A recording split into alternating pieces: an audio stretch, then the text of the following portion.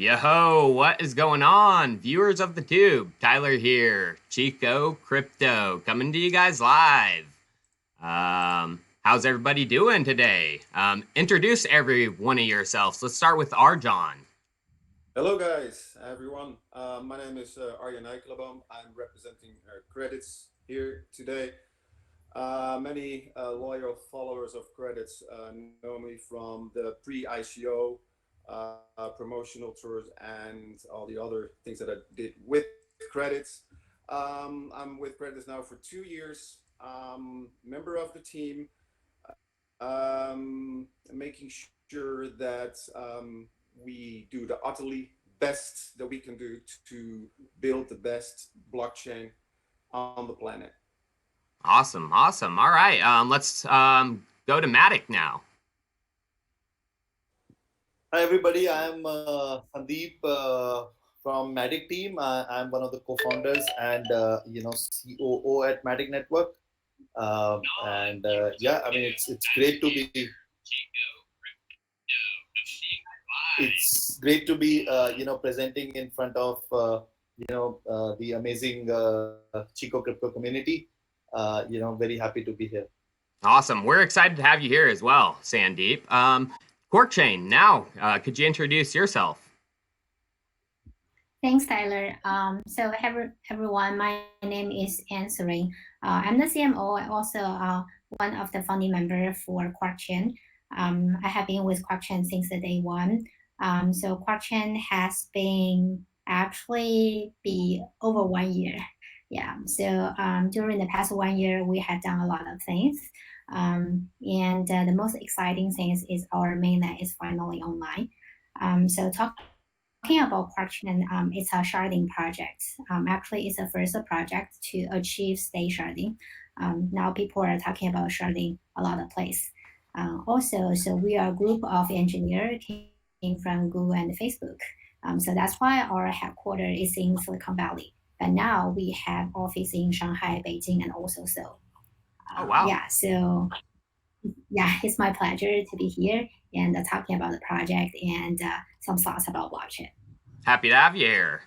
All right, Dan, and now introduce yourself as well as a little blurb about Holochain. Sure, yeah. Hi everyone, I'm Dan from Holochain. I just want to say thank you to Tyler and Max from Credits and everyone involved in putting this together. So cool to be here. So I've been at Holochain since the start of the year. My role is around partnerships and adoption of Holochain. It's something quite different to talk to and to build stories to help people understand what the technology can do. And yeah, look forward to getting some detail on this AMA.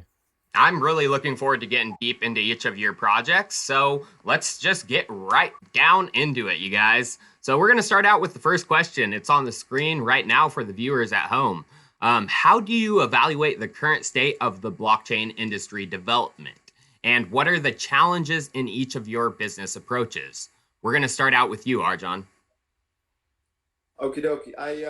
I prepared the questions, of course, so I wrote them down to make sure I don't forget anything.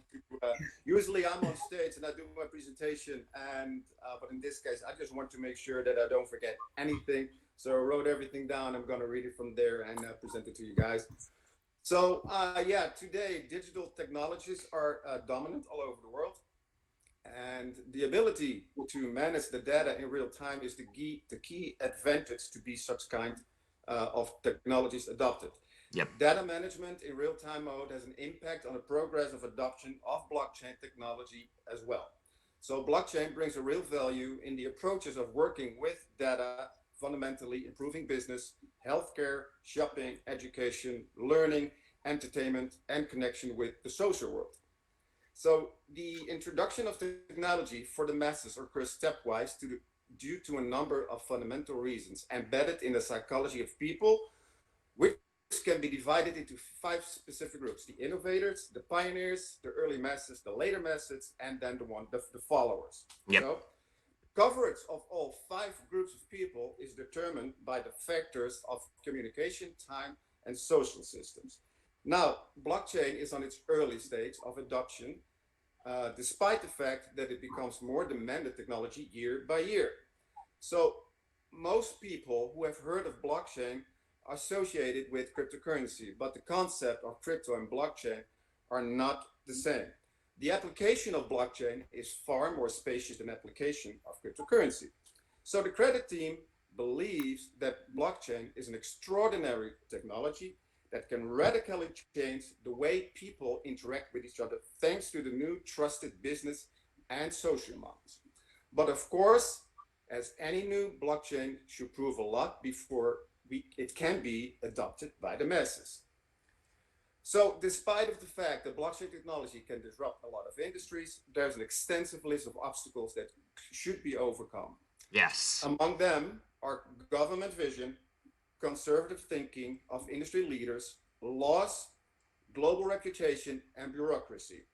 The use of the right approaches is the key in the present business space if you're looking at the opportunities to apply blockchain technology. So me, myself, and Credit's team, we are focused on building absolutely new business models for many types of companies. We identify vulnerabilities and inefficiencies in the present and then make a stress on the benefits that Credit's technology can bring according to its initial technical features. So it's quite important to have the right technology in place and not trying to bring it everywhere. It's ensuring the governance structure, expanding the network of partners, and customizing the process of technology integrations helps us a lot to speed up the business development progress of Credit's company and allows us to communicate and working on new solutions with such big companies like IBM and Lenovo. Yes, there is still a lot to overcome, but we know the past, just time matters. There is no limits for perfection, and this is what Credit's team is focused on. So basically, Credits is not just looking at the small picture. You're looking at a much larger picture. Global picture, mass adoption, yeah. All right, cool. How about you, Sandeep? How do you evaluate the current state of the blockchain industry, and what are the challenges you guys are meeting in your own business approach? Awesome. Yeah. So basically, from our perspective, also, what we think is that currently the blockchain industry is moving from the hype stage towards the some intermediate adoption stage.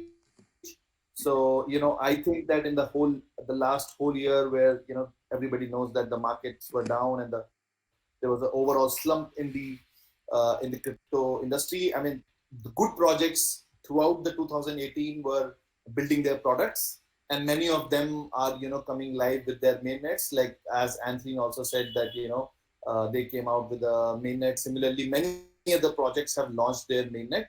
And that's why I personally feel is that we would be moving from only hype stage, and Tyler, you have also emphasized it many times in your crypto that many times in your videos is that everybody is just talking about speculation. So I think that now is the time where in the next 6 to 12 months we will start seeing some of the other I'll not say killer application, but at least intermediately accepted or adopted applications in the industry. Second important thing we think is that now the UX has also improved very much, and I would like to shout out to some projects like Potis and Gas Station Network, Fortmatic and Taurus and Biconomy kind of projects, which are taking the UX of the blockchain or the decentralized applications to next level. And we are also closely working with these projects, which are essentially sorting out the end user kinks in the usage of the applications.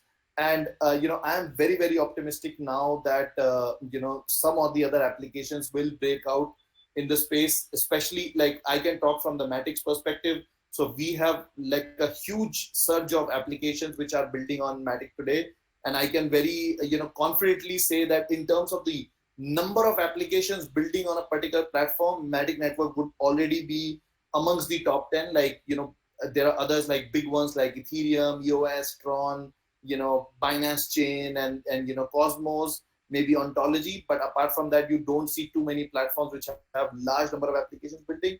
Matic has a huge set of applications building. Part of that is also because we are a layer 2 on Ethereum, and many applications are simply, are able to use a Matic network as a scalability solution.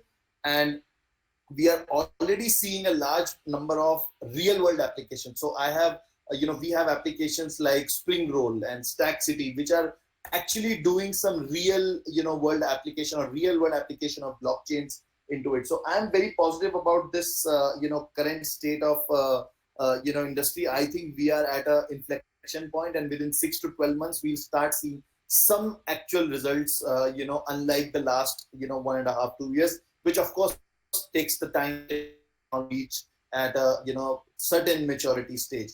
And in terms of the challenges, again, the bigger, bigger challenge that we take upon us is that, crypto native use cases are already, looking towards Matic Network. We already have, some of the top 100 projects, looking to use Matic Network for their scalability requirements. But then apart from that, our whole team's focus and my personal focus is also on bringing real world applications. And I already spoke about, 2-3 applications already which are working on Matic. So in terms of challenges, I would say the biggest challenge that we see today is that, there's lack of real world use cases. There are crypto native use cases, but then we need to, enable real world use cases which can start using, blockchain, and bring it to the real sort of adoption kind of narrative. So that's one of the biggest challenges, I would say, that to finding real world applications which actually can use blockchain and have a business advantage or competitive advantage against their centralized kind of competitors. Yeah. So you see basically we're at the paradigm shift where it's going from blockchain is just hype and crypto to actually people using it in their daily lives. Yes, that I certainly feel so, that in 6 to 12 months we are going to reach there. Probably most likely there will be some sort of a game which will break out initially, or some sort of payment application. So something like a Venmo. So on Matic, like if some of the viewers are there and who attended ETH India, so we had a developer launch where there was an application called Incento, which actually works just like Venmo. And the experience that you could see over there, it's much better, than any other applications that you could use. And then, we actually saw that the people who were traveling from outside to India, there was a big need that they wanted to interact with the local merchant and all that. So Incento team is working out some mechanisms to reach to those merchants. Once those are there, I can see a large number of foreign visitors. They don't need to convert their, foreign exchange into Indian fiat currency. They can use this application, which can be used by the merchants in INR, not again not in crypto, in INR. They're trying to find out some way of that. Yeah. Wow, that's awesome. All right. Well, Quarkchain, how do you evaluate your current state of the blockchain industry? And what are the challenges you guys are facing in your own approach? Yeah. So first, Quarkchain of course, is a layer 1 project, which means we are building like the foundation of the blockchain. So from my side, to be honestly, I think it's quite early stage for the whole blockchain area. Although there has been a lot of projects and we have made some progress, but still, it's a little bit far away from a big adoption happen. But I think that's everyone's goal. Everyone wants that to happen. So if we want the big scale usability like adoption happen, what should we be ready? I think the first one is TPS for sure. It's an old story because last year everyone is talking about TPS because people feel like currently, because of the scalability issue, so there has been a lot of limitation. But I don't want to emphasize too much things here because no matter layer 1 or layer 2, or like sharding or like other consensus, better consensus vertical scale, or even like Matic, like this layer 2 scaling, I think there has been a lot of good solution for that. So the first one, let's just pass, assume it's not like a problem. And the second one is the flexibility. So what does that mean? Because there's like one thing people may not notice. So for each platform, no matter you're Bitcoin or Ethereum or like Neo or like Ontology or whatever platform are you, So you're always defined by 4 factors. The first one is consensus. The second one is tokenomics. The third one is ledger. And the fourth one is a virtual machine, which we can call it like transaction mode. Because, for example, like Bitcoin doesn't have a virtual machine, so it defined as like a transaction mode. So probably it's a little bit technical, but just remember, no matter you're what kind of platform, even you're like Zcash or like Monero or like this kind of crypto, you can always define by these 4 factors. And the current situation is most of the platforms, they can only select one combination for these 4 items, which means they only support one consensus, they only using like one ledgers, they only using one tokenomics, and they have like one transaction mode, which is also same as like virtual machine. The thing is, for example, if I'm from like different fields, I assume there will be large use in the future for different industry. So I guess different industry, they will definitely have different requirements for different combination. For example, some industry may think like, okay, this consensus looks better for me because I want more decentralization. Even the confirmation time is a little bit slow, it's fine. But for another industry, he's like, no, I need like fast confirmation time. I would rather sacrifice a little bit about like decentralization. The same thing as someone is like, okay, for this ledger, I need more information for this field, but for that ledger, no, I don't. Or someone's like, okay, for tokenomics, I definitely don't want someone like will have more every year, right? So they have different requirements. The thing is, currently, there's no platform can meet all the requirements because they only have like one combination. So they're not flexible at all, right? This is first things. And also talking about that, so because our technology has been growing a lot, I think there has been 2 kind of technology. So majority of our current project, they're only focusing on like one side. For example, they're building a better consensus, or they're building a better tokenomics, or they're like, just like Libra, they're like, oh, we're creating a new virtual machine. They're all great projects, but they're only trying to just move a little bit more in one side. That's why people are like, okay, after you deliver everything like the mainnet, you have nothing to do because you finish your mission.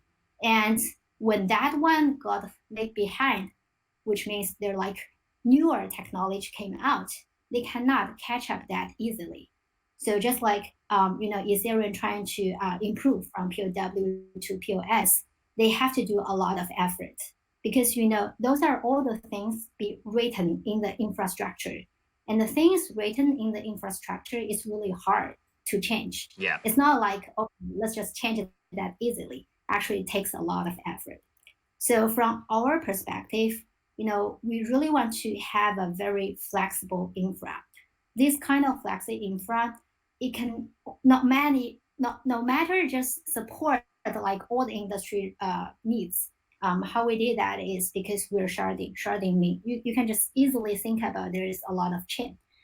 So each shard, each chain can support a different combination. So basically, people can select different consensus, different tokenomics, different ledger, and different virtual machine in different shards. When different industry have different needs, they can easily just add a new shards and customize that by themselves. So you're taking the holistic approach. This is our infra. So basically, you can easily add shards because we're using sharding project. Okay. And the difference is each shards can actually be redefined in 4 dimensions. Awesome. Yeah. Well. So in that way, sorry. Oh, it's okay.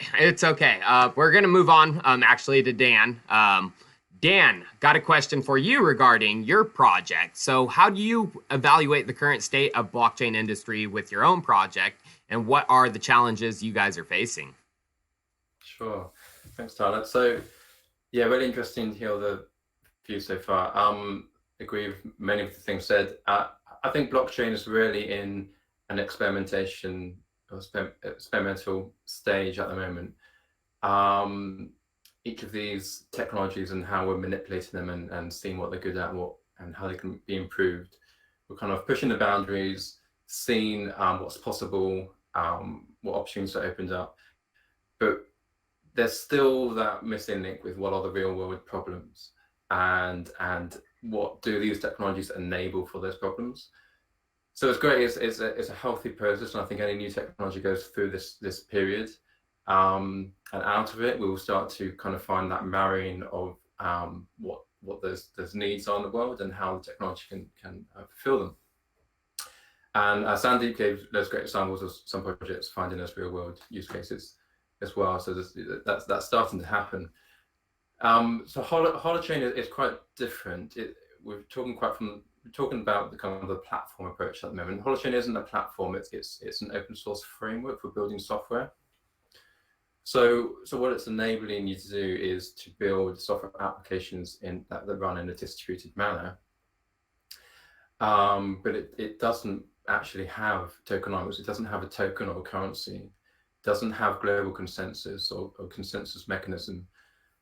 So because it's a framework, it's allowing a developer to approach it as a simple data integrity engine, and allow them to connect devices and allow those devices to talk to each other even if they don't know each other. So we take kind of the benefits we know from blockchain with trustless communication, and we have cryptographic signatures. But at its core, it's allowing these devices to talk and allowing the developer to say, well, what rules are required for our use case? So if I'm building an application to do image sharing, obviously I'm going to have very different rules I want to enforce compared to if I'm doing financial transactions. Yep. So Holochain is just a framework, and then the developer can choose what kind of governance they require. Do they require currency? They don't have to have a currency. And what the different rules are for people's participation in that application. And each of these Holochain applications is its own network.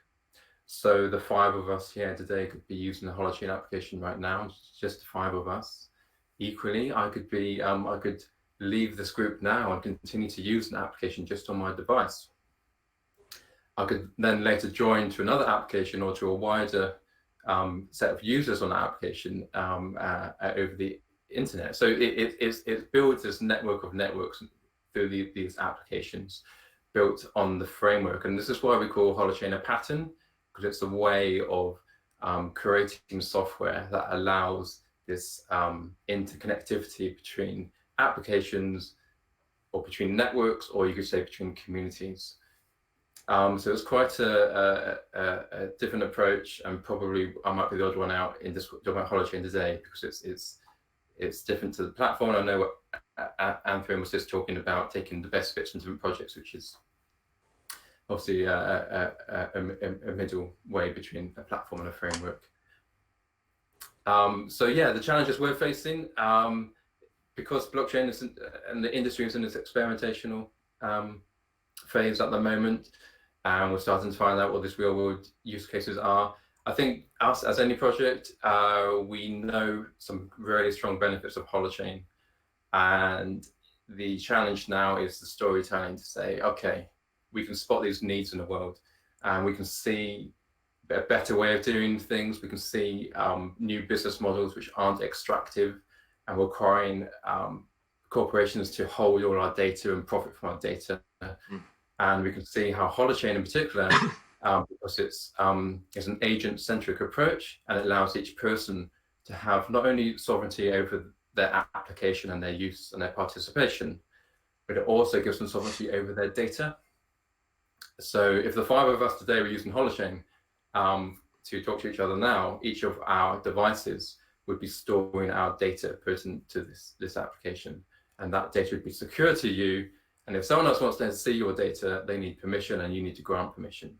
So it provides that full sovereignty, not only over your application and your participation, but your data, and then further to that, the infrastructure, because Holochain runs on your devices. So the combination of those 3 things create some strong possibilities. And that's our challenge today is, and as we move now, we're in alpha phase, as we move now into more of a storytelling, we're starting to make some noise about the possibilities that brings. Awesome, awesome. So you're basically, you could create a larger than even what we have right now data economy through Holochain. Yeah, I mean, obviously that is one of the business models possible, data economy. Yeah. Awesome, awesome. Well, it sounds like each of you guys have different approaches, but they're similar, you know? You guys all want to change the industry that you're all focusing on for good.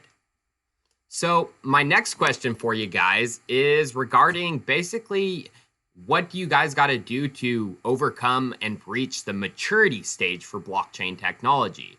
So we'll start with you, Arjan, again.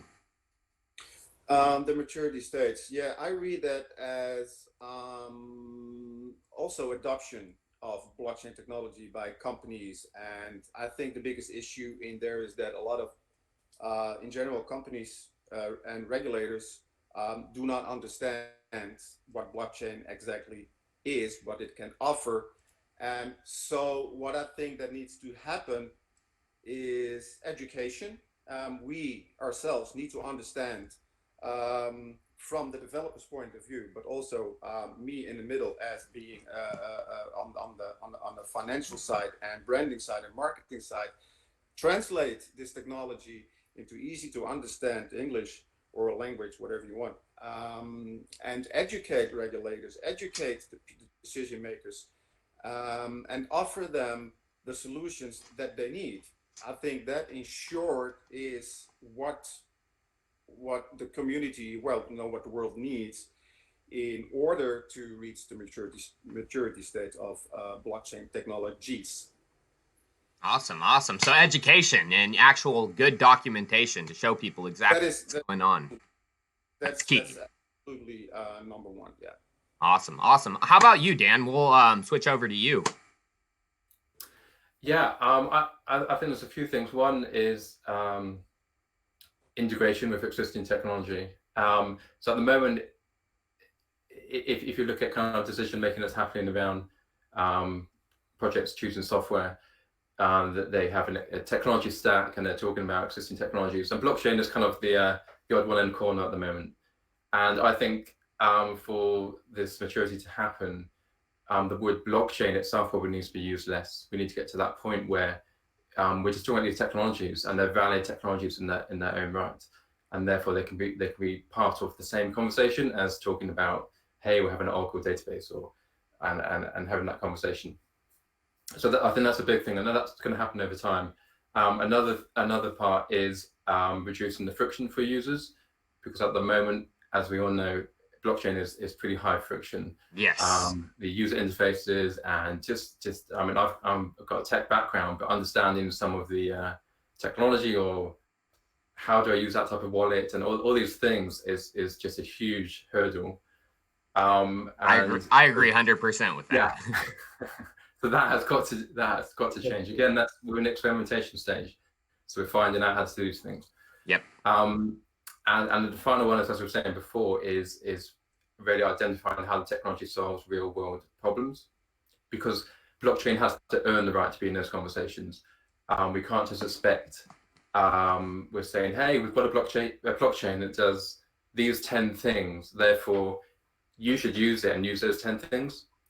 It's got to be the approach of, here's a real world problem and here are the possible technologies, and this technology is a great solution because, and it's a more mature conversation. So I just think it takes time for those things to come together, and as long as the industry is working towards that, I'm sure we are, then it will come about eventually. Okay. How about you, Sandeep? What do you think needs to be done to overcome and reach the maturity stage?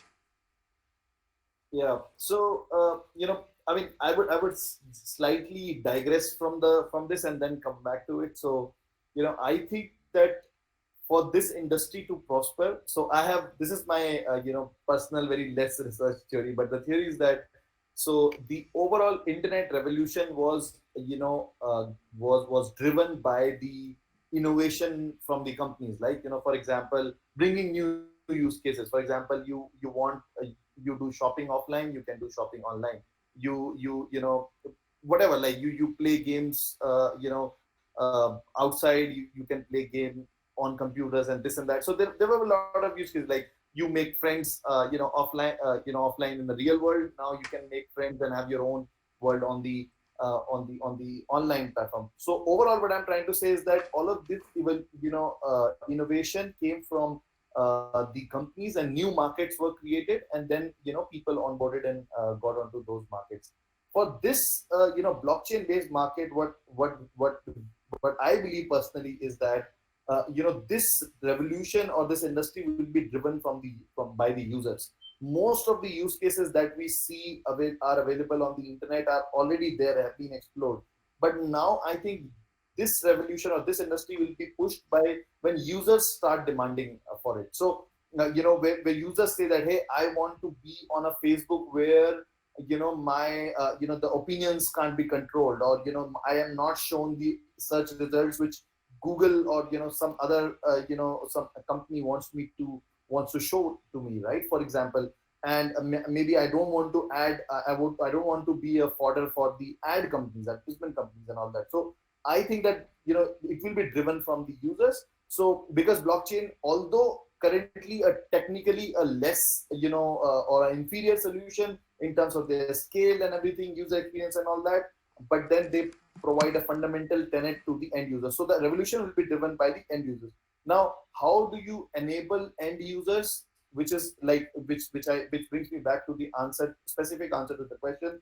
Is that as Dan also mentioned briefly, is that by solving, we call it UX and DX. So UX is the user experience, DX is the developer experience. And right now at this stage, we are also more focused on the developer experience also. So making it very easy for the developer. So that's why being a layer 2 on Ethereum also helps us, because large number of developers in the space are already Ethereum developers. Now we provide them an easy plug and play scalability solution, right? So recently even Joey from Pantera Capital, for example, he was there on the Unchained podcast, and he was asked that which scaling solutions he prefers, and he said that 2 of them are in his portfolio, one is not. And then when asked about which one is not, he talked about Matic Network. Why he said that is that he said that the reason he thinks that Matic is one of the best scaling solution in the platform available in the industry is that because Matic does not ask the developer to do too much. Like if I go to a developer and say that, hey, to implement the scalability, you will have to put in 3 months of effort, learn something new, implement something new, test out something new, it will be very difficult for the developer to adopt.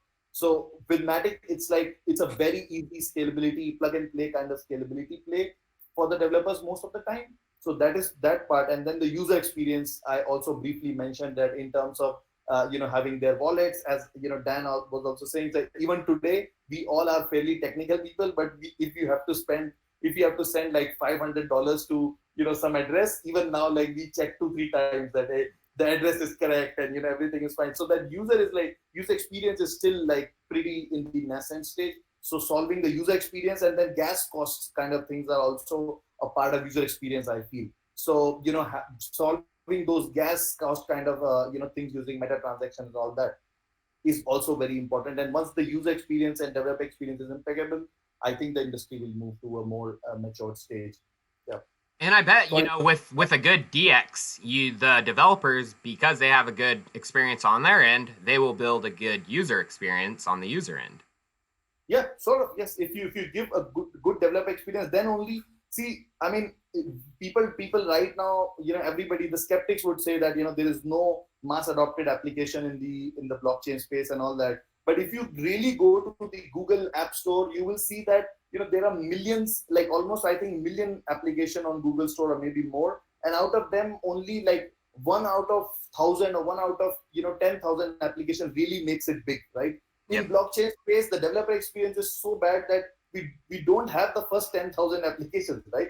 The odds are so difficult for an application to succeed. So in order to bring more and more of these bets and more the developers experimenting with different kind of applications, we need to provide better developer experience, and that's where we think the real winners will emerge. So the experimentation has to be really big. Awesome, awesome. All right, how about Quarkchain? What do you guys got to do to overcome and reach the maturity stage of blockchain?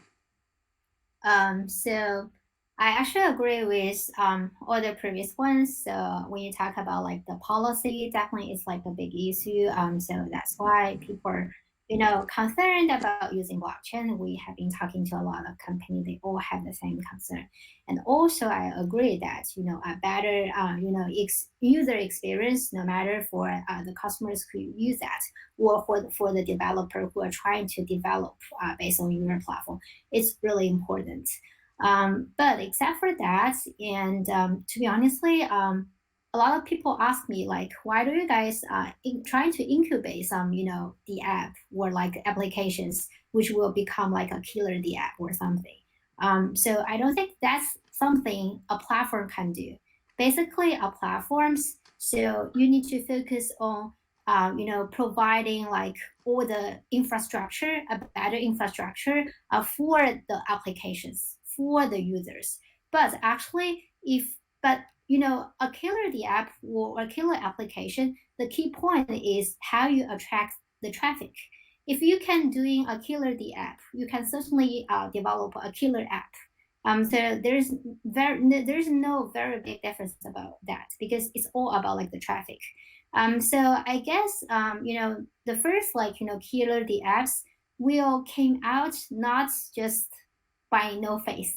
Actually, it may came up just by transfer from existing industry. Actually, we talked to a lot of industry currently. Some of them do have the needs to use blockchain.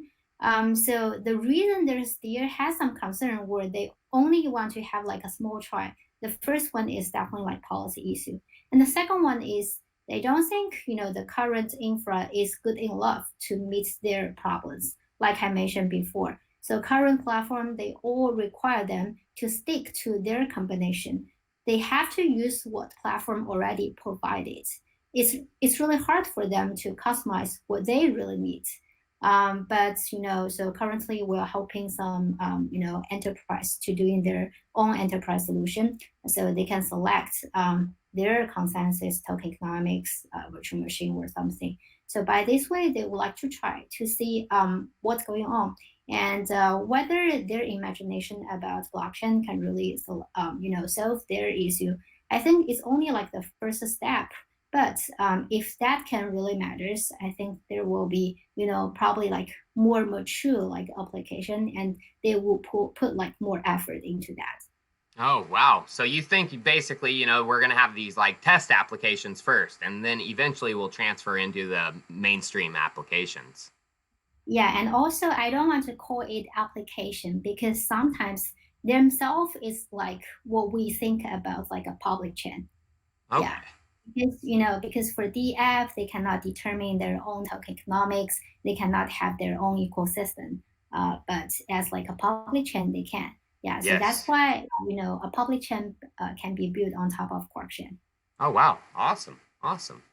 All right, guys. Well, my next question for you is regarding the main advantages of your company's technology. So I'd like you guys to get into, the deep about what makes your tech special and why these advantages are important for the future of adoption of your crypto. So Arjan, let's start with you. For credits, there are a few indeed. The first one is high network capacity. The supply chain industry was one of the first that was affected by a cascade of failures associated with blockchain scalability problems. But despite the multiple attempts of blockchain integration and failures associated with bandwidth and scaling, some solutions have emerged that are offering a means of bypassing the dilemma of scalability and the associated issues. So we, from Credits, we have designed a unique system based on the Credits proof of agreement consensus algorithm, and which is capable to solve the issue of scalability. So that's one. Transaction processing time. of course, the long wait times caused by payment validations of transactions have been a prime issue for some blockchain platforms. In general, blockchain transactions are being processed within seconds, minutes, sometimes hours, which in this case can be a reason for high transaction fees. So speed and efficiency are becoming the main factors that save time for users. There are various use cases where transaction speed demonstrates its importance, like in such industries as online gambling, banking, financial services, and many more. Providing high transaction speed becomes the top priority for blockchain systems. And credits, in this case, credits platform operates through the internet and uses the TCP IP network model as the principal model for intra-network data and command transfer. Network participants interact with each other based on peer-to-peer models.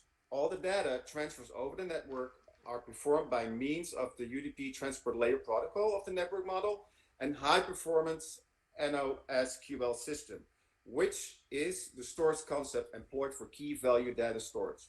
So this makes it possible to reduce time for transaction processing. Then we have the fully scaled extended smart contracts with cycles and schedules. This was also one of the key points that we used a year and a half ago, pre-ICO. And credits is ready now to tailor design these extended smart contracts with cycles and schedules for company.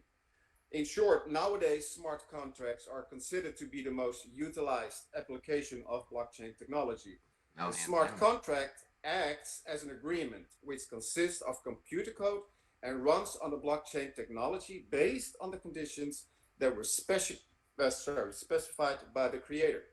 Smart contract platforms have emerged as one of the most popular and valuable types of blockchain networks due to enabling the decentralized digital economy of tomorrow with the help of smart contract technology. As for the credit smart contracts, our developers have successfully implemented a range of innovative improvements in existing smart contracts. So besides this is all written on credits, written in Java, it runs in a decentralized network of credits blockchain and implements a sequence of functions and methods of program code inside the network. And of course, decentralized environments, that's what I wrote down as well. The low commissions, we talked about that also sooner, one of the key points during our pre-ICO a year and a half ago. Also the speed, last but not least, Credits is known for as the first fully autonomous system in the smart contract sector. So there's still no other platform that has been able to boast such an impressive high transaction processing time, starting from 0.1 second per operation. Yeah, and the use cases, well, we come to that later, but that's I think those are the key points for Credits in this case. So Credits is focusing on the high TPS and some robust smart contracts, correct? Absolutely, absolutely. Awesome. Absolutely. Awesome, thank you. All right, so now we're gonna move on to let's go with Sandeep. Sandeep, what are the main advantages of your technology, and why are these advantages important for the future of your technology? So, in terms of the advantages, so I'll not talk much about the scalability part because that's kind of the the bread and butter for the layer 2 solution, right? So that's where the whole proposition is. But in terms of our killer advantage, if you ask me, would be simplicity. So the simplicity of usage, the simplicity of developers is the most killer advantage of Matic. Like as I was already mentioning, and that's why we see a large surge of applications who want to use Matic Network. Some of these are really big names in the industry, so they want to use Matic or exploring Matic Network technology is because of the simplicity of how easily it integrates into their existing applications. And when I say the simplicity, I'm also I'm specifically talking about the projects who are building on Ethereum or EVM compatible blockchains. Okay. So it's really, really simple. So I would, answer it very short that simplicity of our and elegance of our solution is the most advantage that, will push ahead. Awesome, Push us awesome. ahead. How about Quark? What are your competitive advantages and why are they important for the future of your technology adoption? Of course. For people who has been new to us or like has been know us for a lot, we have been talking like one words along the ways, which is sharding. For sharding, just in short words, basically you can imagine like for a lot of projects, they only have like one highways. So all the cars have to pass in one highways. But right now, so you can have like 4 highways, 8 highways, 10, 100, 1,000, something like that.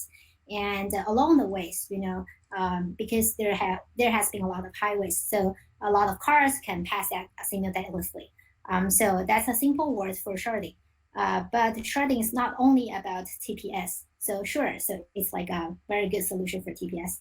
The second one is a lot of sharding project right now.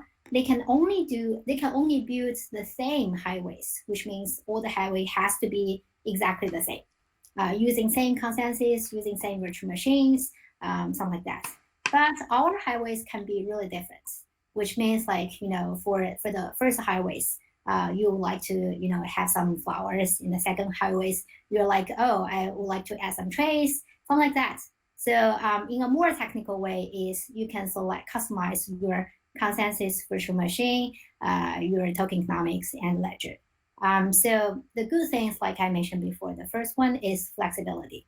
So no matter what kind of requirement as an industry has, we can always customize for that. And the second one is, I know a lot of projects, including you guys, are doing a fantastic job.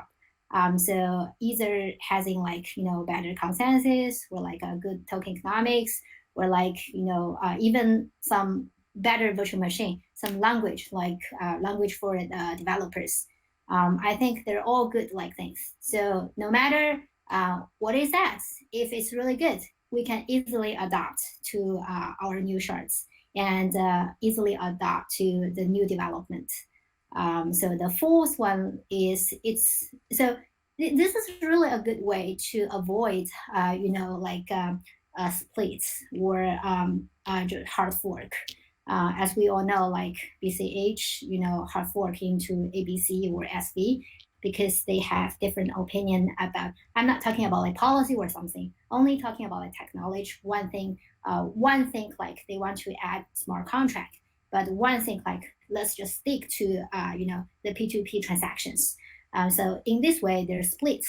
But this kind of split is really bad for the whole community in terms of the price, the hash power, and will create the 51% of hash power contact very easily, right? Yep. But from our design, it's like if you have different opinion, which is fine, you can always implement your ideas in a new shards. Yeah. Although they're different shards, but they're all still in the same infra, and the hash power will never be like dilute because everything is guaranteed and being secured by the root chain. So yeah, you can add as more like shard as you like. So I think that's like how Quarkchain is trying to solve something. So basically, we want people to not misunderstanding sharding and also not misunderstanding us. So we're doing something way more than TPS or scalability. Yeah. Awesome, awesome. All right, Dan, how about Holochain? What are the advantages of your technology? Explain them a little bit. And why is that important for the adoption of it? Sure. So Holochain has a long history from, if guys want to read into this, from the Meta Currency project and then Scepter, and it's a long-running journey of thinking about how us as humans use technology and how we can perhaps better engage with each other in more positive ways and find value in new ways which are more healthy for the future of the world. And it sounds quite lofty ambitions, but the idea of Holochain, if you look at how we use technology at the moment, and all of us carry around one of these, a mobile phone. We're all using various computers now to talk to each other. And as humans interacting, we shouldn't have barriers to connect to each other with our technology. And at the moment, we have to connect to each other in very specific ways. And those ways are designed to extract profit and to, as we all know, the internets are controlled primarily by 4 or 5 very large corporations, which have bought great stuff for the world. We've enjoyed the software, but it's not necessarily where we want to be in another 10 or 20 years' time. And the idea of Holochain is to empower the individual in their use of technology. And the way it achieves that is by allowing each person to be self-sovereign and to have an agent-centric data design. So you'll see, you might have noticed there's a little device here, an LED. This is a Holo port, which is a full Holochain node. And in the future, we call it an agent. In the future, on mobile phones, we can have a Holochain agent, and on other devices. And an agent in Holochain is what you would term as a full node in blockchain, but it's based around my user and my identity. Mm-hmm. So all of the data that I generate through my use of applications is stored in my local source chain in my agent. And as I use more applications, I generate more source chains, and they can share data between them. But the important thing is that I maintain control of that data, and I choose how that data is used by other applications and people wanting to have access to that data. So what we end up with is a way of us as people being able to connect to each other, maybe just talking to each other on our mobile phones and sharing information. We don't need the whole of the planet to know about that interaction if we're just sharing some text between friends. And as I said at the start of this call, by abstracting consensus mechanism and tokenomics, but just providing that data integrity engine, we're allowing the developer to choose the rules which enable people to engage more effectively for the type of engagement they're having. And as we know, in each use case, that type of engagement will vary wildly in terms of the requirements. So the thing that Holochain is enabling is sovereignty of your devices and running Holochain and connecting to people in ways which are appropriate and ways which benefit you and allow you to find new value on connecting to people. I don't have to rely on a tech giant telling me how I can and can't connect with people. If I want to, I can just fork one of these applications and start playing by slightly different rules with people, whether that's my own family, or whether that's my street, or whether that's people that I'm in some group with internationally. It doesn't matter. Holochain allows these networks and to be created with whoever you want to interact with. So that's kind of the power of Holochain, and we always describe it as, you can imagine it as the Linux of the DLT space, because it is just a pattern, and it's going to allow people to take hold of that pattern and think of amazing ways to allow people to interact with devices. And we feel that those ways will happen in incredible ways that we can't even imagine so far, even though we do have great ideas of how you can use it now. Okay. Awesome. Well, thank you, Dan. So people watching the stream, I'm sure some of you are asking, when are you going to get to the community questions? Well, don't worry, guys. We got one more question here. Then we got community questions. So coming right up. Next question for you guys is, get it up on the screen. What value-added business models and use cases does your technology present? And we're going to start out with you, Arjan. Yes. Well, we have the 3 keywords here are trust, transparency, transparency, and security. Sorry, I was off a little bit. That's very important to be able to get business on board to use our blockchain. For instance, that's where we build our tools on based on transparency, trust, and security. This will open up new opportunities for new business models, new ecosystems, and economic environments with secure distributed business transactions. So these new opportunities will stimulate new revenue streams for many companies and allow them to beat competitors by adopting transformational technologies and potentially destroying some competitors from the value chain. Oh, wow. So blockchain, we did our quite our homework over the past year and a half here with credits. So this is not falling out of the sky, but you need to understand what's lacking in business, and trust and transparency is an issue. And if you can make that more efficient, then you have I think you have a gold recipe for everyday for big companies, and we are doing tests already to beat competitors. Yeah. So interesting. Yeah. That is the three keywords that I wanted to mention for this particular question, where that we take very seriously.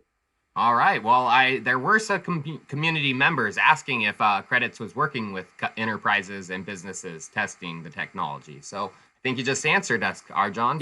Yep. Awesome. All right. Now we're going to move to Quarkchain. How about you? What are the use cases and value-added business models you guys have? Sure.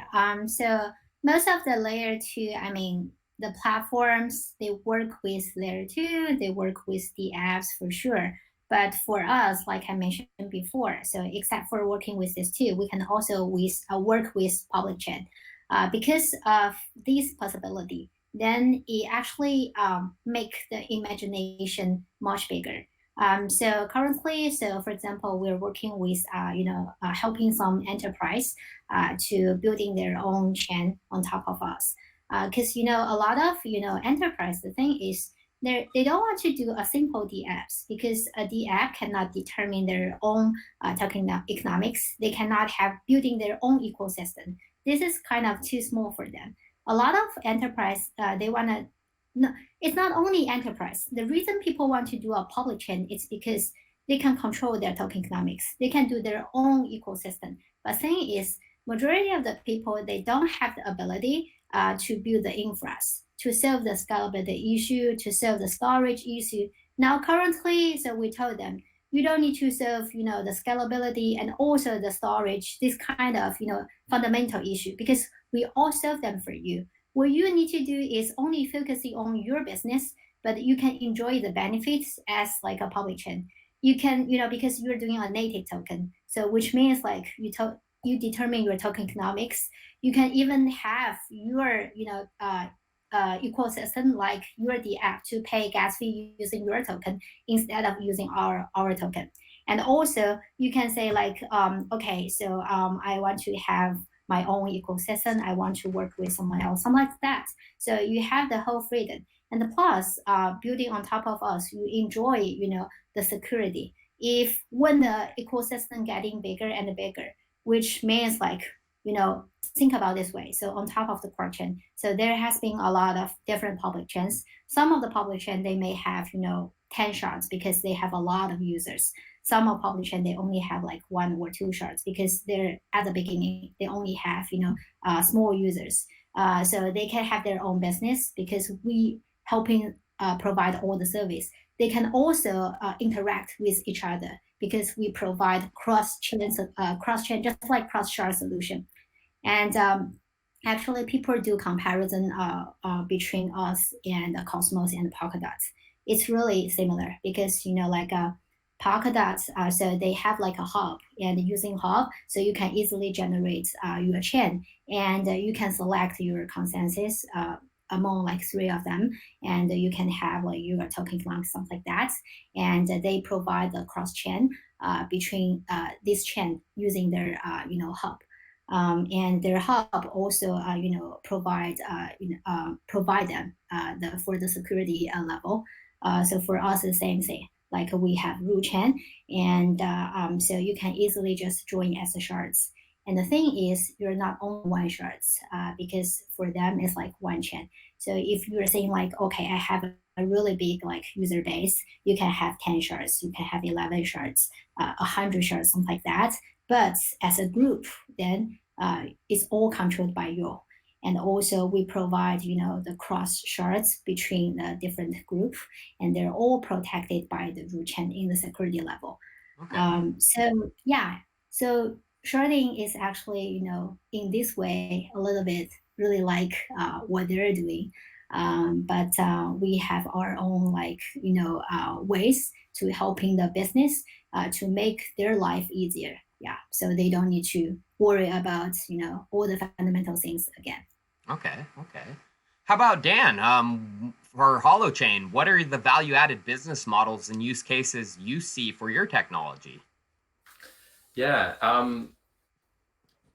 some really interesting ones. So as I've been saying, not being a blockchain and having a bit of a different approach, there's some quite unique use cases. One would be because we don't need, the technical term would be we are network partition tolerant.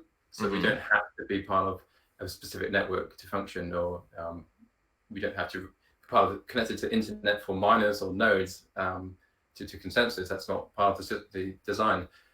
So one use case is wherever you have perhaps emerging technology and you haven't yet got the kind of connectivity that we have here, or you have supply chain logistics going into areas where they don't have the connectivity that they might have at the warehouse.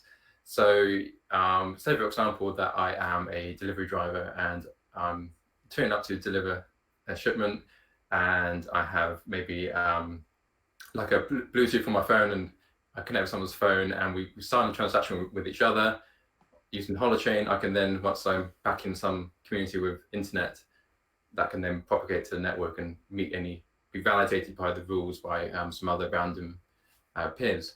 So it opens up some quite interesting conversations, such as disaster recovery zones and other benefits from that situation.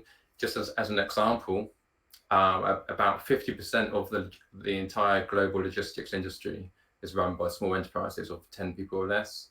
And there's a real challenge at the moment where it's difficult to encourage global standards for that 50% because they don't have the means to fulfill the technology requirements that the big delivery companies do and logistics companies.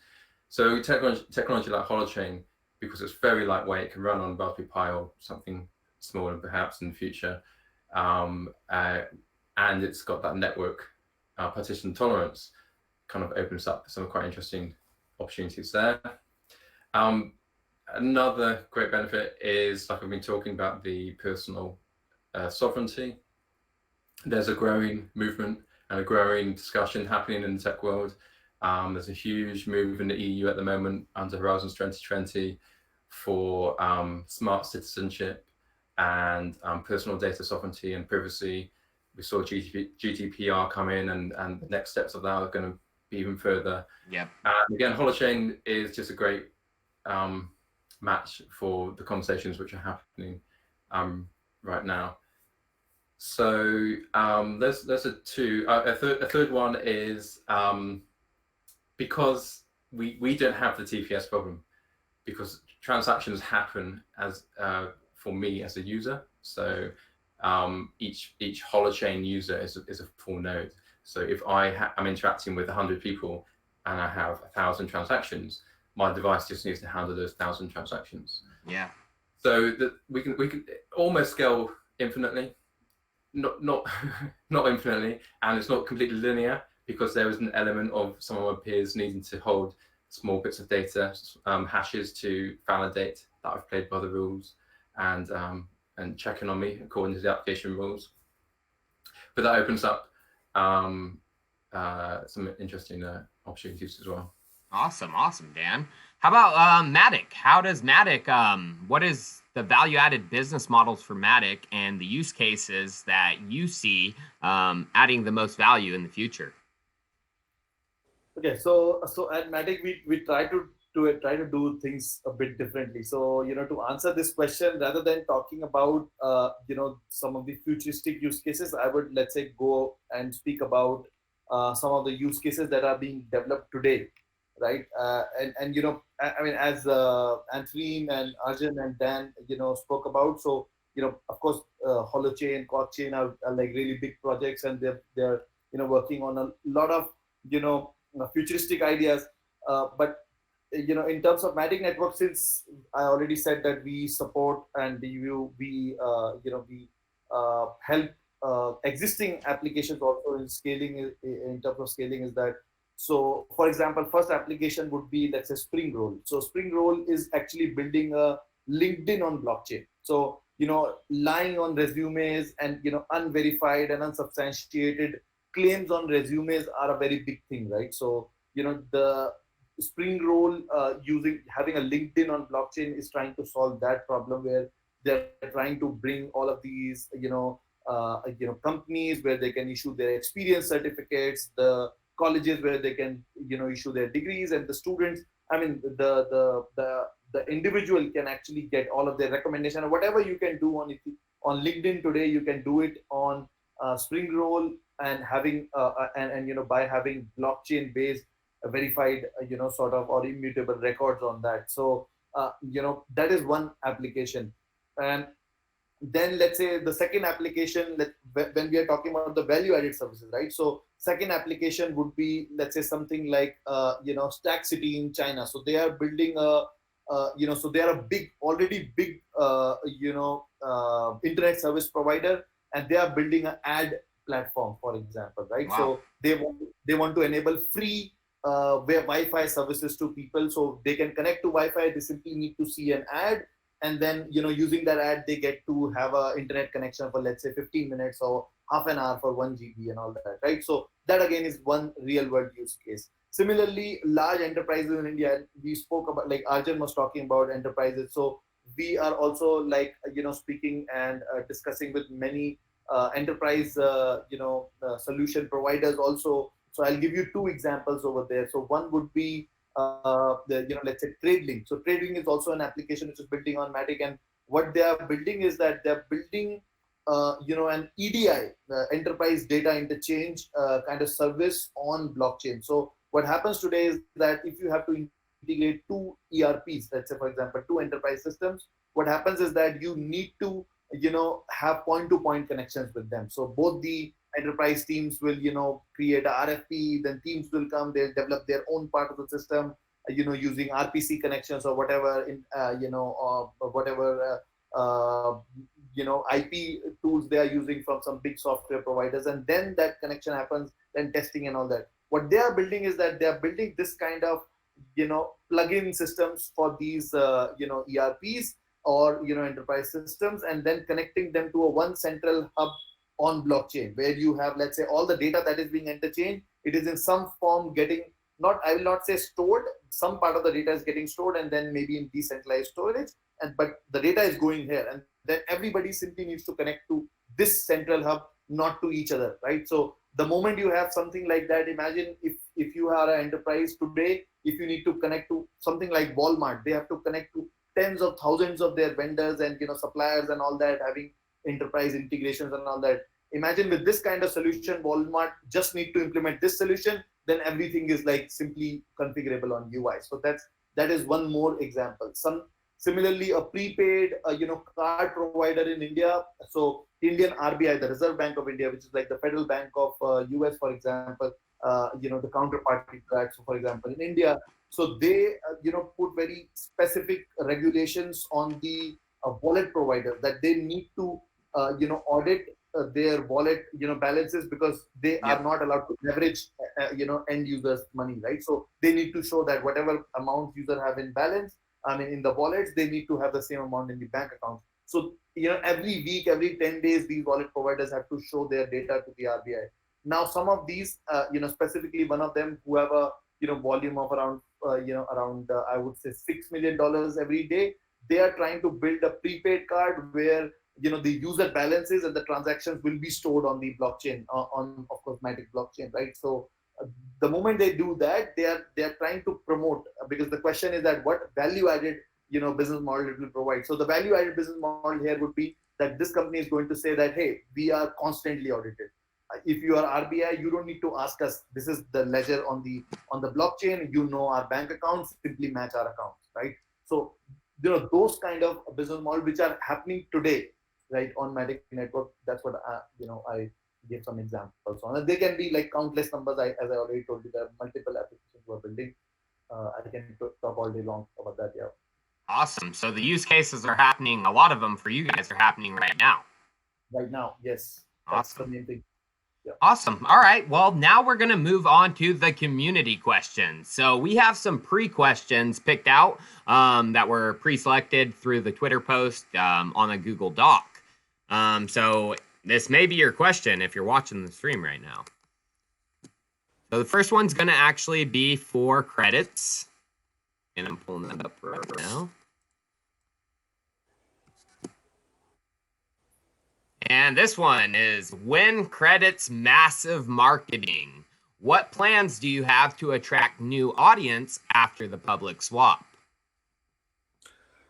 Okie dokie. Yeah, we since the start of 2018, credits started to develop a blockchain protocol from scratch.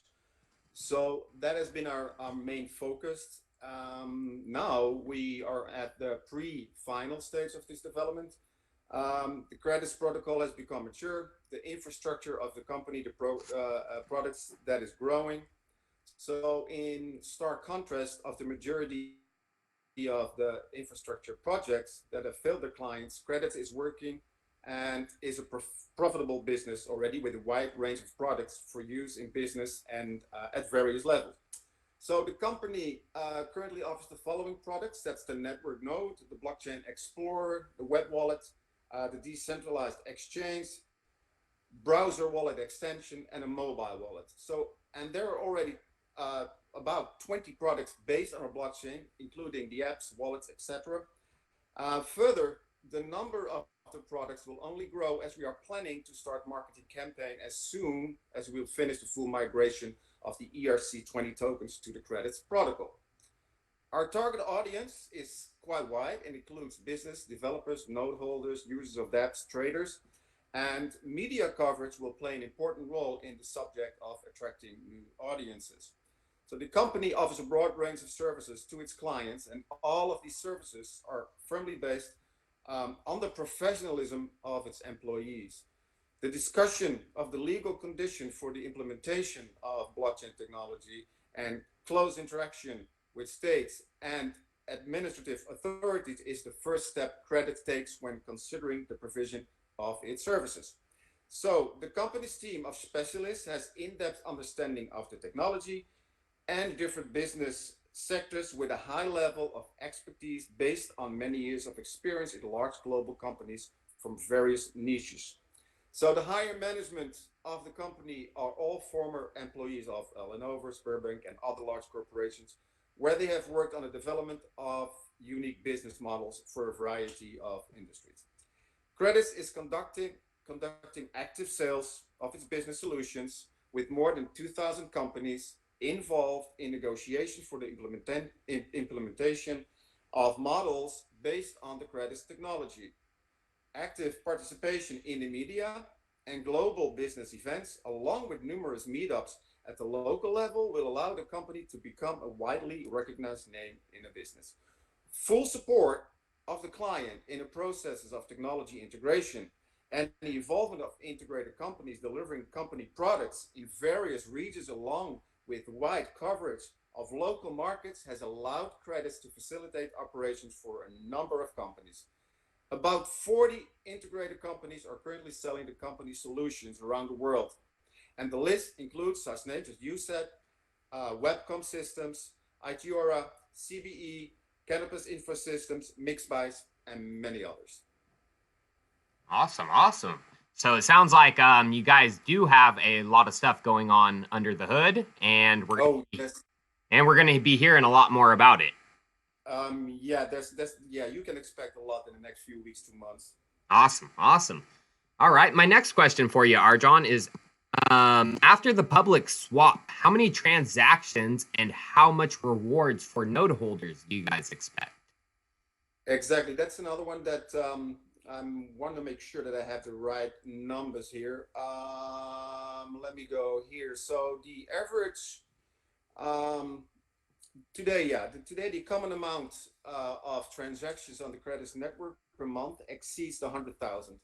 So the average amount of nodes reward per month varies between 500 to 5,000 CS. It's quite a good incentive actually approach taking into account the low system requirements for the installation of the node. A node can be installed, on the average computer without consuming a high amount of resources. Expanding the governance structure of the credits ecosystem will lead to the growth of the number of the companies and developers that will use credits protocol. It will increase the number of transactions and fees for node validators accordingly.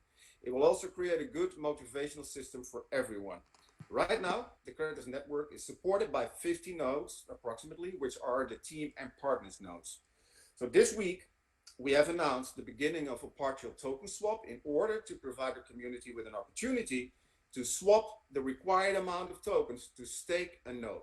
So everyone who has 50K CS, 50,000 CS, will be able to join the network consensus and to get rewards for transaction validation. Oh, cool. The upcoming significant event in the company is the token migration, which is an internal part of any working platform. And that is why the credits team, in order to keep its community in the loop and prepare the platform, conducts a partial token swap, which is the run-up of the main large-scale swap. Okay.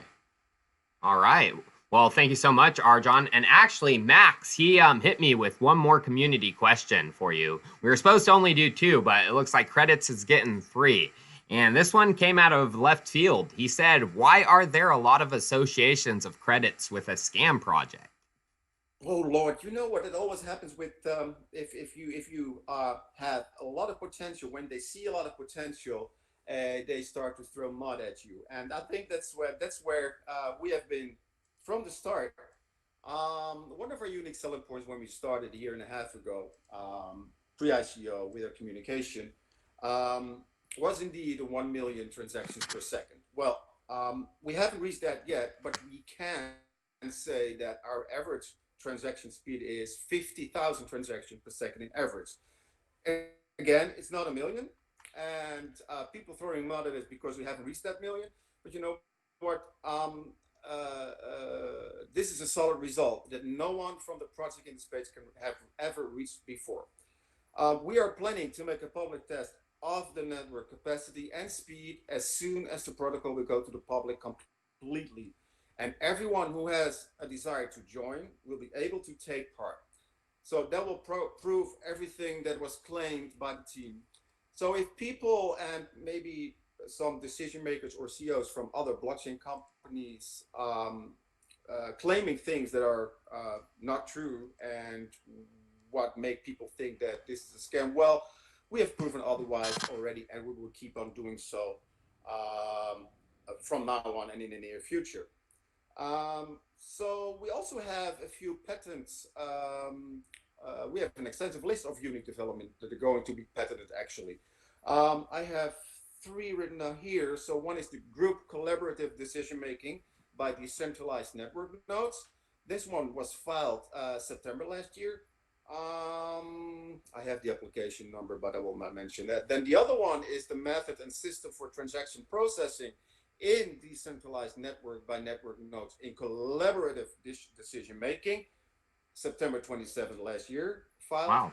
And then we have the parallel pool formation on the decision making by decentralized network nodes, October 21 last year filed. It's also important to mention that the credits team provides more than 20 technical updates in the last year and a half.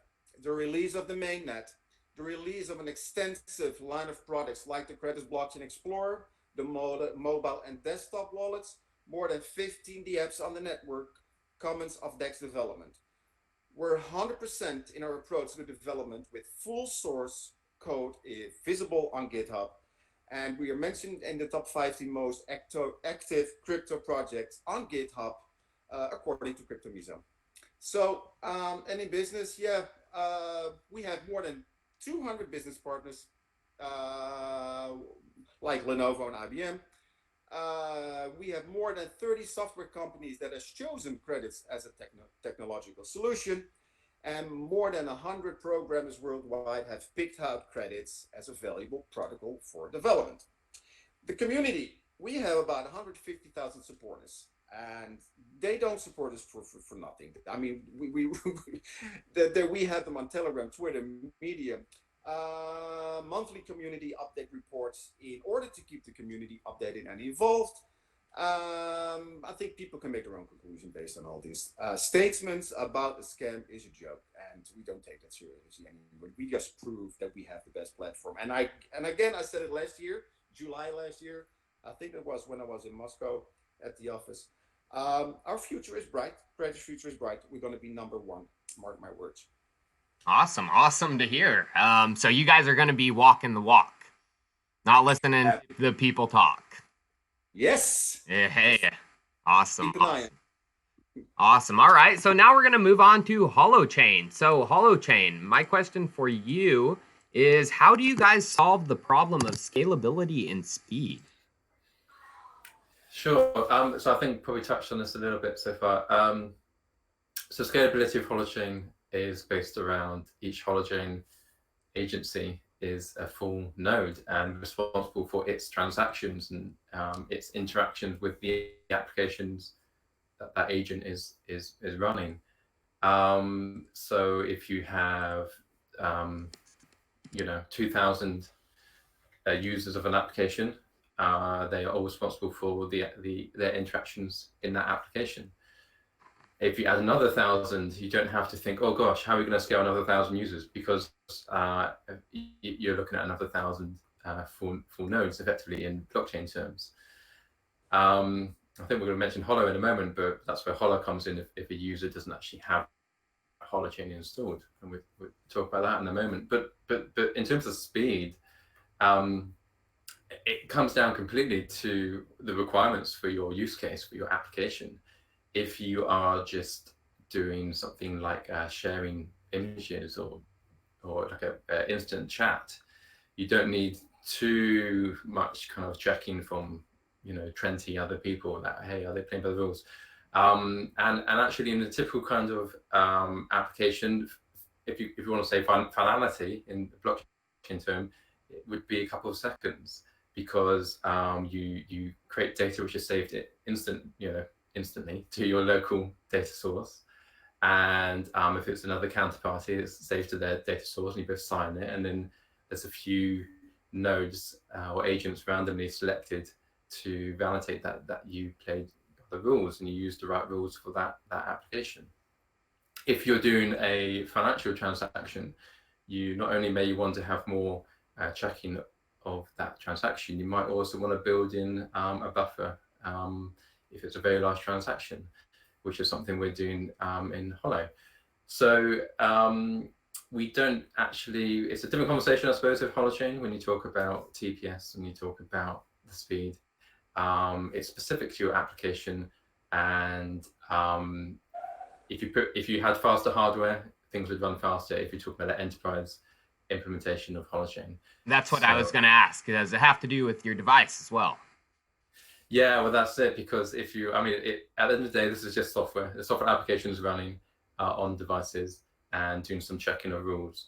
So yeah, faster hardware will run faster, and therefore, if you have control over the hardware for the application, and obviously if in an enterprise setting you do, then you can improve the speed through that means. Awesome. So now my next question for you is regarding the difference between Holochain and Holo, and you said you're going to get into that. Yeah, fantastic. Yeah, so we have this a lot. Obviously, it can be confusing. So I pointed at this device earlier on, which is a Holo port. So Holochain is an open source project, and it will be a foundation in the future. And we anticipate a large, healthy open source community supporting and creating the the future of Holochain and what comes from that. And I compared it to Linux earlier, and if you look at how Linux has branched and evolved, and we imagine Holochain in a similar way. Holo is a for-profit company, which at the moment is funding the development of Holochain, and Holo is the company that did an ICO last year, and as part of that fundraise, we were selling Holoports, and we have an amazing community who have been incredibly patient because the ports are built, they're in distribution centers, but they haven't been distributed yet until the software is ready. This one is doing here is currently in a test mode with internal testing. So what are these doing? So Holo is to enable people that don't have Holochain or don't even understand or have heard of Holochain, to allow them to bridge into a Holochain application through their web browser, or in the future, install an app on their phone, or in some means coming from the current centralized world of the internet and being bridged by Holo into a network of Holochain agents. So we've sold thousands of these devices, and in the future we'll run on other computers and devices also. Holo will. But what that means is if I come through a web browser and start using a new application which I want to try out, I might not know it's using Holochain, but I create an account, and behind the scenes, Holo is saying, hey, I've got a new person, they need a Holochain agency, let's go find a node for them, set up a new source chain for them, set up their agency and their identity, and link it to the password and the cryptographic keys which get created by that process. And then in the future, so I can start using applications without even understanding it's using Holochain. And that's what was mentioned earlier. We need to remove the friction, and that's how we imagine Holochain will grow and the adoption will grow. That the end user in a consumer context won't know they're using Holochain on apps which are offering new ways of doing things. They go, that's pretty cool, I'm going to use it, and they may find out later it's using Holochain. If I then in the future learn some more about Holochain and say, hey, this is cool stuff, I want to buy a device, or I want to install Holochain on one of my devices, it will then just retrieve all that data that's currently being held in a surrogate manner for me, and now I've got it on my local devices, so I can enjoy it in that manner as well. Yeah. So yeah, that's the missing link of Holo and Holochain. Awesome. Thank you, Dan. All right, now we're going to move on to Matic and Sandeep. So Sandeep, what is the ultimate goal of Matic, and how do you guys plan to achieve it? Yeah, so, ultimate goal of Matic Network, I mean, although it has been used too much and it's like sort of cliched, but then, we stick to that, is that our end goal is mass adoption. And then, as I've already discussed multiple times, is that, user experience and developer experience are paramount to achieve that. And, we are working day in, day out to achieve that. Yeah. Awesome. So Matic can pretty much scale any layer one. When is the likelihood the Matic network will start exploring the idea of scaling Bitcoin? 1 year, 2 years, 3 years? Okay, so basically our current focus right now is, is fully on Ethereum. And, we want to make sure that, Ethereum plus Matic as a combination, is as good as, any other platform, and is much better than any other platform in that sense. And, the scalability and the most important issues of, adoption are well sorted with that. So that's our main goal right now. Having said that, we definitely have an architecture which can support multiple blockchains, and Bitcoin blockchain has been, playing in our mind in the background, and some of the team members in the team are also looking at it. And then, I would not say that it's like the time to achieve that would be in years.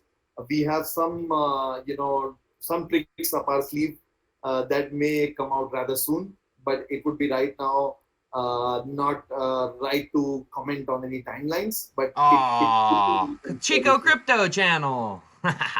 No, it's all right, Sandeep. I understand. Yeah.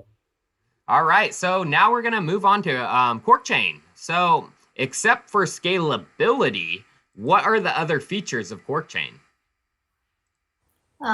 Yeah, I think I have been talking about this along the whole AMA. When we first came out, everyone think we are doing scalability. So when people are talking about Quarkchain, then they were talking about like TPS or scalability simultaneously. The problem is because we promote like scalability at the first place, and also because people are thinking sharding equal to scalability.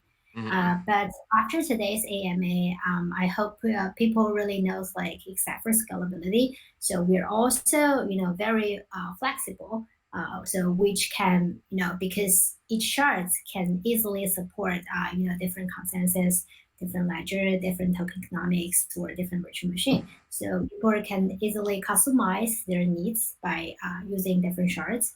In this way, it can meet the demand for different industry, and also no matter there are like other new technology came out, so we're not competitor. Actually, we can adopt to this new technology very easily because we know a lot of platforms like public chain. So their strong point is focusing on a new consensus. So when people are thinking, oh, you guys are competing each other, I'm like, no, actually. So if their consensus is really good enough, we can just take advantage and adopt to that easily. Yeah. So this is the second one. The third one, I want to talk a little bit more about the mining because it's also thanks to the sharding. We can actually support different mining algorithms in different shards. Oh, because wow.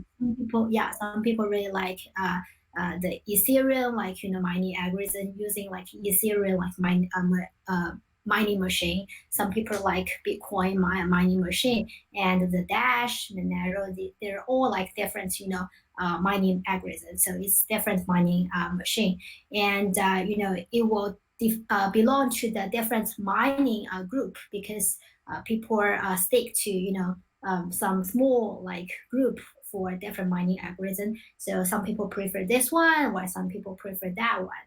So from our side, we're like, okay, no matter so which group you belong to, so we provided just like a big, playgrounds. You can play whatever you like. So everyone can be included here, and they can find, a place suit for their needs. Currently, so we support two mining algorithm. So one is Ether hash, and one is Quark hash. So one is for GPU mining, and one is for CPU mining. And we're going to add more and more mining algorithms for different miners for sure. Awesome to hear. So regarding your main what everyone knows Quarkchain by, is sharding. What is the difference between Quarkchain and other sharding projects? It is a very common question we got because these years there has been a lot of different sharding project came out as well. But just like I mentioned before, so majority of the sharding projects, as I know, so almost all of them. So currently they're still focusing on adding exactly same shards, which means, like I mentioned, so it has to be exactly the same highways. So it cannot be like this highway has some flower, that highway has some tree. So they have to build in the exactly same standard. So that's why they can only support one consensus, one virtual machine, one tokenomics, and not one just fixed, fixed tokenomics, and fixed ledger.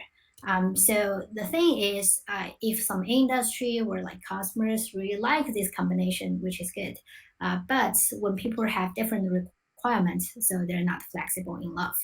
This is the first one, and the second one is I always think the technology is growing, and there will be better consensus, better virtual machine, better ledger, or better tokenomics came out. When that things happen, so people they have to just like other platforms. So they have to using hard fork to improve themselves to adapt to the new things. But for us, it's much more easier. So you can just like add a new shirts and re-customize using the new technology. Yeah. Awesome, awesome. Thank you so much. Thank you so much. All right, so now we are to the actual people in the chat. We're going to take some questions from you guys out in the chat who are watching right now. It looks like I have one ready right now for you, Arjan. This is from Sirkans Ramini, and they are asking, are there any challenges Credits is not able to solve in internal to distributed ledger technology? It looks like you are covering all issues of blockchain. That's Credit's blockchain has been designed. It's being designed to solve most issues when it comes to transparency, trust again, and efficiency. It makes business cheaper, faster, more secure. So, and when you look at business in general, and you look at the solutions that Credits offers on the blockchain, then I can pretty safely say I don't see what it cannot be solved or cannot be improved with Credit's blockchain. There are numerous use cases that we are building, that has been built already, and that will be created in the future. So it comes down to what are the key issues, and most businesses are dealing with these issues, and Credit's blockchain offers the solutions built on the blockchain. That's pretty, yeah, that is I think the best answer to that question. Awesome. Thank you, Arjan. I agree 100%. Mm-hmm. All right. Now my next one is for Matic. So with Ethereum scaling solutions like Casper coming out, are you guys worried about that? And what are your plans for the future? Yeah, so absolutely not. I mean, one is that, Casper is still going to take some time. It will be there, like at least it will take one or 2 years from here to come, or to be productionized. Second thing is that, in terms of our thesis for the whole industry, we don't think that, any layer one for that matter would be sufficient enough if the usage starts coming onto the blockchain. Like, I mean, no matter how scalable, layer one or with Casper Ethereum becomes, it will be, the bandwidth will be occupied by more and more dApps. And then again, you will need scalability issues. So what we need is that a very strong, decentralized and secure layer one. And then on top of it, there can be multiple layer twos where the actual maybe business activity can happen. So that's our thesis. We think that, the future of this thing is a very stable and decentralized layer one, which has, all the properties of the blockchain that we envision, and it acts as a settlement layer while, the business users and the use cases are implemented on the layer two. So we are not at all worried. When, Casper comes, it is going to enhance our capability only because for us, the proof sizes and all that, limitations that we have due to Ethereum today, that will be even bigger, and our scalability would be even better. So yeah, we're not worried about that at all. Okay, all right. My next question is for Quarkchain. Quark, do you have any big partnerships with any other Chinese crypto projects out there, such as Neo, Ontology, etc.? So, currently we has been working with over 70 companies right now. So what Chinese projects, it's a little bit hard in my now because I treat most of them as like international projects. Yeah. This question, I really need to think about that. But if you're really interested, you can go to our website. So there are about like over 70 projects listed there. Yeah. Awesome. Awesome. All right. My next question is for Holochain. So a lot of people have been asking in the chat the difference between Holochain and Elastos. Have you ever heard of that project? Yeah, I have. And do you have anything to say about that? Because that's one of the big questions we've been getting. That's really interesting. No, yeah, great project, and I know there's quite a lot of guys in both communities. There's quite a lot of conversation goes on, I think, in both communities about both projects. I'm the best person to do that comparison, though. I'm sure we have written something on our GitHub where we have, if you do a Google for Holochain comparison GitHub, probably. I'm pretty sure Elastos is one of the ones on there. Okay. And that was written at time of our ICO to help people kind of understand the placement of Holochain and Holo. All right. All right. My next one is for credits again. This one comes from the community, and they're asking, do you know how many IBM nodes are credits nodes IBM is running? I don't have that information here right now. I cannot tell you that at this point. Sorry. But that's an interesting question. That's an interesting question for me to check. We can come back at that later. Awesome. Don't worry about it. That's okay. Awesome. Awesome. All right, guys. Well, it looks like that's all the time we have. We are almost at 2 hours right now. Yeah. I appreciate every one of you coming on. It was an excellent conversation, and I'd like to just end it with letting each of you have one last blurb about your project. So we'll start with you, Arjan.